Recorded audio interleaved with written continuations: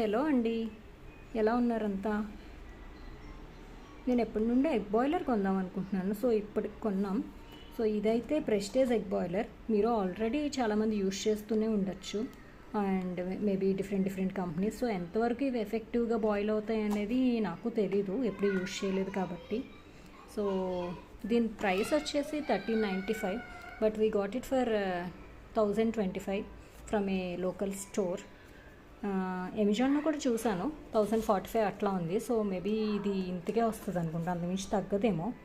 So let's open the. చూడండి, ఇదైతే చాలా క్లాసీ లుక్ ఉంది, చాలా బాగుంది. అండ్ దీంతోపాటు ఒక గ్లాస్ ఇచ్చారు, మేబీ వాటర్ లెవెల్ కోసం అట్లా అయి ఉంటుంది.